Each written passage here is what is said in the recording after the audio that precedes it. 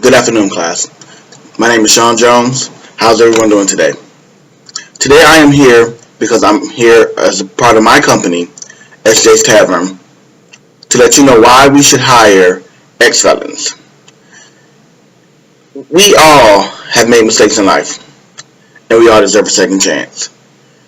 And I believe that if we as employers begin to give a second chance, then our community will turn out to be better. So today I just have a few brief facts in my proposal to let you, as potential employers, know the benefits of hiring an ex-felon. So today we have here as our PowerPoint states, now hiring, is that my picture? Why hire ex-felons? The statistics. Ex-cons, unemployment by the numbers. 90% of ex-felons are males who are unemployed.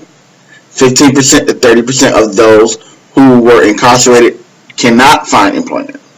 40% of employers said they would hire ex-felons. Now, to be honest, how many of us would actually take the time to hire someone that we know has a criminal background? Why would we hire that person? What does that person bring to our company are questions that we all have to ask. But it's the same questions that we all have to ask when we're hiring someone that doesn't have a criminal record. What can they do for us? What can we do for them? What do they bring to our company? What are their experiences and qualifications? Are they the person that we're looking for? That's a normal person. So that's the same qualifications that we should hold to all employees, whether they have a criminal record or not.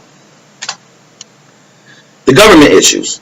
We have lost $57 to $65 billion a year annually, economically, on trying to not only house ex-felons, but also try to re-enter them into society. When employers do not take the chance or take the risk of hiring ex-felons, the government has to pay for housing, pay for food. They have to pay for these programs that some states have to help ex-felons find employment, also get skills on job training, how to write resumes, etc. So we have lost $57 to $65 billion a year economically.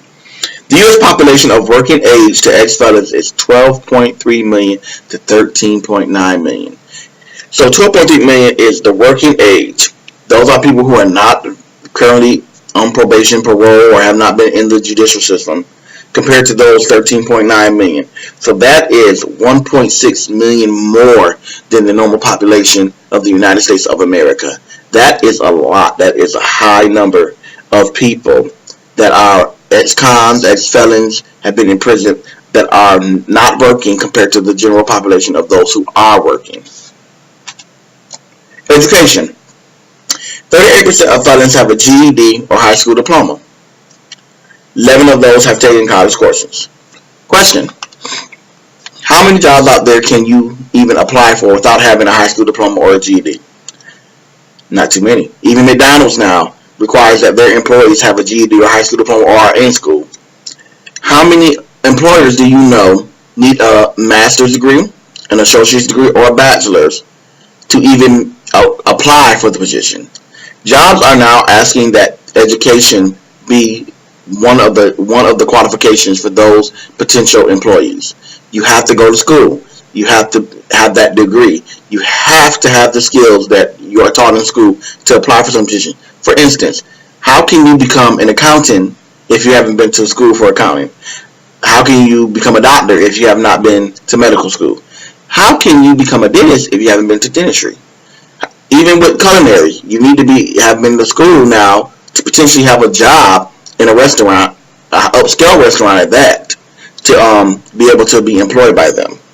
So this number is really staggering to me because I feel that everyone should have been through high school, regardless if they decide to go to college or not. So now we have to think of how can we get education and make education important to those who are incarcerated, important to them, so they can know that when you come home, you need these skills to be able to find a job. Now, 11% of them have taken college courses. So how can we raise that bar? Well, one, we can begin to not put as many stipulations on those who have records about school. How many people have been denied college entrance because of a criminal record? How many of them really were ready to go to school needed to go to school, but because of their criminal record, they were not able to enter the school because the school felt that it was a risk. Now, these are things that we cannot, that we can try to help avoid by figuring out what is the crime. Is the crime relevant to your school? Is this person staying on campus? Those are things that we have to present to not only employers but to college entrance people, so that they can see, okay, well, yeah, they made a mistake, but does it pertain to them being in school? Does it pertain to their major? Does it pertain to them staying on campus if that's so choosing? Programs. We need to start implementing training and job skills, vocational, educational, and anger management. Anger management is big because a lot of those who have been incarcerated are angry. They're angry at the judicial system, they're angry at family, they're angry at friends. So now we need to teach them how to take that anger and channel it in a good way so that they're not going to recommit crimes, they're not taking the anger out in a negative way, but in a positive manner. And if we can do that, I believe that we can begin to decrease the number of re-entrant felons going back to prison. You cannot go to a job if you don't have the skills. Even though most jobs offer free training, I believe that if we could find programs that will give these people, the people that we're working with, the skills that they need beforehand, before applying for the job. So this way they can know what they're getting into, they know what they're doing, they know exactly what the company's looking for. But that's where we come in with resume writing. Most jobs won't look at you if you don't have a resume. So now we take the ex-cons, we sit them down. Well, let's help you with your resume. Have you had any work experience before? Have you had any educational background? If you have, well, let's see what we can do. Let's see how we can tweak this to make it work for your benefit.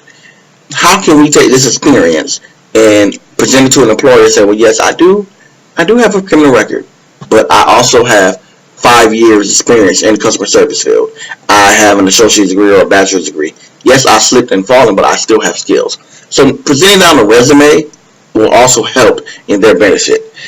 Training and job skills to me is something that you gotta have. You need to have regardless of your history. Everyone needs to have it. But specifically for those who have felonies, they need to know the job. They need to know the ins and outs of every job that they're working on. They need to know how to use a computer, how to use a computer software program, how to type, how to file on the computer. They need to know all this kind of stuff because technology has changed. They need to also know how to interact with a customer. How do you present yourself to a customer? Hi, good morning, ma'am. Is there anything I can assist you with? Or, even if a customer's having a bad day, ma'am, is there anything that I can do to make your day better? Benefits. Community relations. In human resources, we talked about being involved in the community. There's nothing better than an employer who is out in the community, giving back to the community for them coming to their business and paying into their business, buying their product, buying their services. So community relations. How can we do, what do I mean by community relations? When we help someone who has been convicted of a felony, to me it is community relations because we're helping them become a better person for society, a better person in our community. And who's to say that this person is not going to be able to go out and stop another person from committing the same crime that they've committed, to keep them from having to go behind the wall. Empathy from the heart. We as people are not apologetic. We do not know how to forgive people. And if we're going to begin to change society, we need to be empathetic. We need to show people that, yes, you may have made a mistake, but guess what? We're all human. But you have someone here for you. I'm here. What can I do for you? How can I help you get to the next level? Also, the WOTC tax credit. $2,500 is what the government will give you off your taxes if you hire someone that is considered an ex-felon. It's a great opportunity to lower your taxes. It's a great opportunity to also hire someone who needs the help, who needs the job. Create. We need to come up with a list of jobs that will hire ex-felons. We must have this list of jobs that are willing to go above and beyond to hire ex-felons. And once we create that list, talk with the employers about their staffing needs. What do you need? How can we find somebody for you? Well, that is my proposal. I hope today that it was an enlightenment to you. I hope that you begin to think about hiring ex-felons. It will benefit everyone if we do it. And thank you for your time.